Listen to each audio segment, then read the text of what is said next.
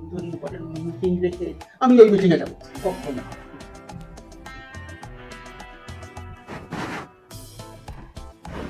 বসো আমার এখানে এসে বসো।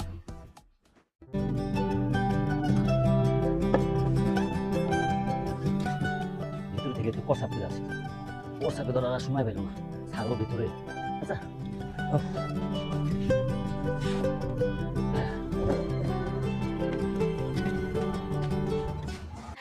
শোনো লক্ষ্মীটি, তোমার নিয়ে ভেবেছি আমি জানি তুমি আমাকে খুব ভালোবাসো।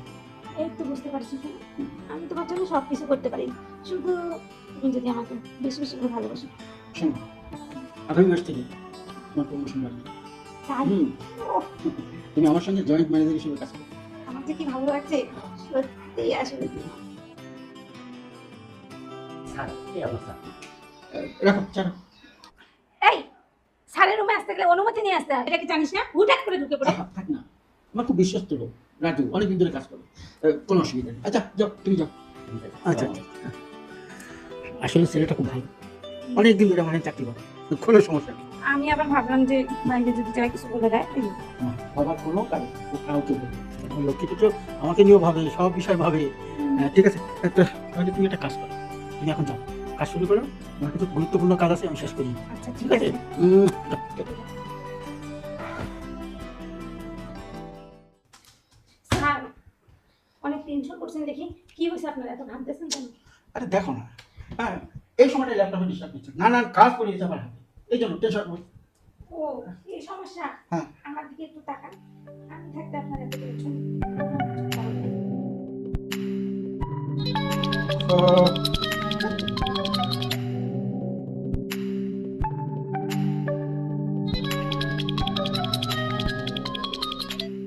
হ্যালো। আসসালামু আলাইকুম স্যার।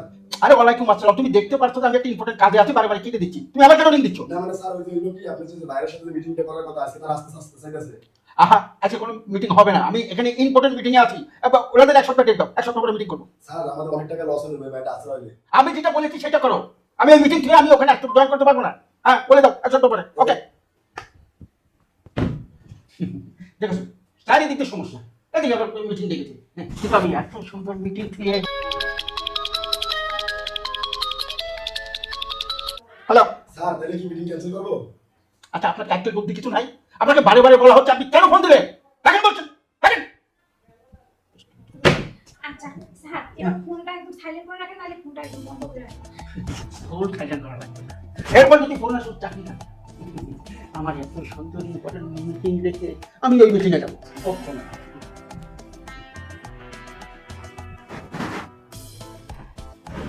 বসো আমার এখানে এসে বসো।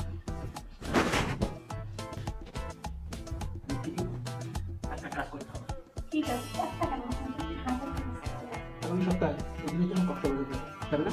কোনো অসুবিধা নেই, আপনি চাইলে আমি আজকেই দেখতে পারি। দুজনেই আমার ব্যক্তিত্ব মিলেই আমার সুবিধা। ঠিক আছে, শুক্রবার দিলে ভালো হবে। আমার এই দিকে কাজটা সেরে করবো, আমরা দুই দিন বর্ষমান।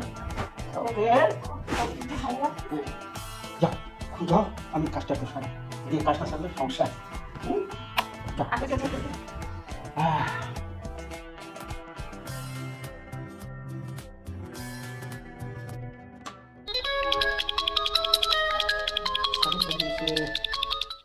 আহ, আসসালামু আলাইকুম স্যার।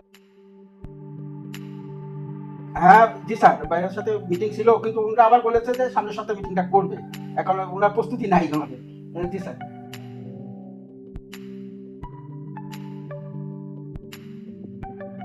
জি স্যার, জি স্যার। না না না ঠিক আছে, আগামী সপ্তাহে অবশ্যই মিটিং। হ্যাঁ এই নিয়ে আপনি কোনো টেনশন করেন না, আমি ওনাদের সাথে সবকিছু ফাইনাল করে রাখবো স্যার। জি জি জি। না কাগজপত্র আমাদের সব রেডি আছে স্যার, এই দিকে কোনো সমস্যা হবে না। ওকে স্যার, ওকে স্যার, আসসালামু আলাইকুম। জি স্যার, ওকে।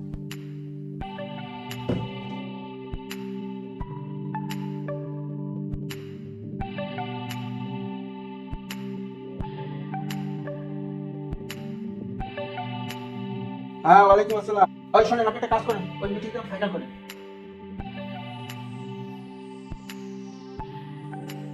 কি বলছেন আপনি? আহা, আমি আমি বুঝতে পেরেছি আমি কি বলেছি না বলেছি, একটু কাজের ভিতর ছিলাম, হয়তো আমার মাথাটা ঠিক ছিল না, তাই বলে আপনি এটা ম্যানেজ করবেন না।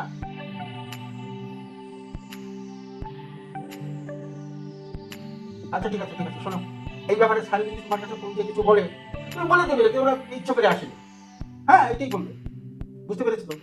ওকে, ঠিক আছে। কি সমস্যা? এদিকে বাড়িতে হাত চলে যাবে। যাক, ওটা বাড়ি হয়ে যাবে। মাল তো আছে আমার। সাইডে তো বেশি আসে না, সব দেখাশোনা আমার কাজ। যেটা বলবো সেটাই হয়ে যাবে।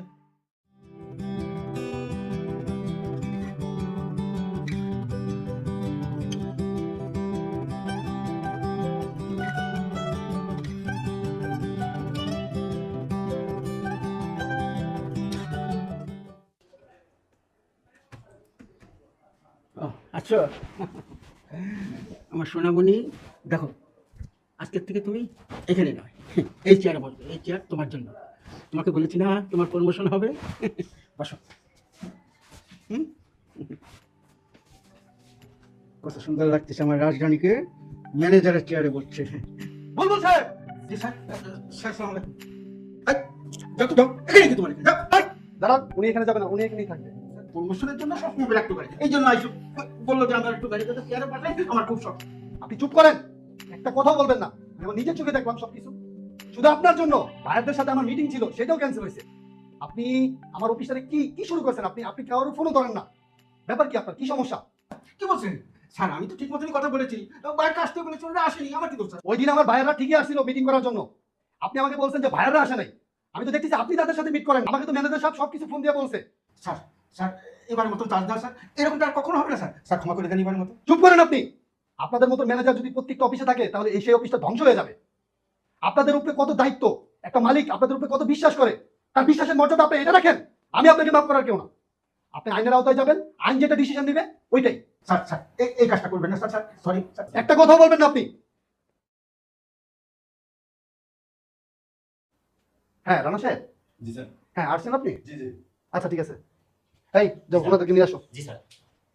স্যার, আমি বলছিলাম আমার কোনো দোষ নেই স্যার। আপনি কোনো কথা বলবেন না। আপনাকে যদি আমি মাফ করি, তাহলে আমার এই অফিসে যারা ওয়ার্কার আছে তারা আমাকে মাফ করবে না। সব দায়িত্ব দিয়ে স্যার আসেন স্যার। স্যার হ্যাঁ আসেন। হ্যাঁ কি স্যার? এই যে এই দুজনকে নিয়ে যান। স্যার, ক্ষমা করে দেন এবারের মতো। আপনি কোনো কথা বলবেন না, যা বোঝার আইন বুঝবে। রানা সাহেব, হ্যাঁ জি বলেন। হ্যাঁ আপনি তো জানেন আমার ফ্যাক্টরির বিষয়, আর এই বিষয়টা একটু সিক্রেট রাখতে হবে, যেমন এই বিষয়টা কেউ না জানে। মেহেদী সাহেব, আপনি কোনো চিন্তা করবেন না। যতটুকু সেভ করা লাগে অতটুকু সেভ করার চেষ্টা করুন। তারপর আপনি তো আমার কাছের লোক। আচ্ছা ঠিক আছে, তাহলে ওনাদেরকে নিয়ে যান। ইয়া সাথী, ওনাকে নাও। চলো। আসেন। জি স্যার। সবকিছু খেয়াল রাখবেন। জি স্যার। ঠিক আছে, যাও। স্যার।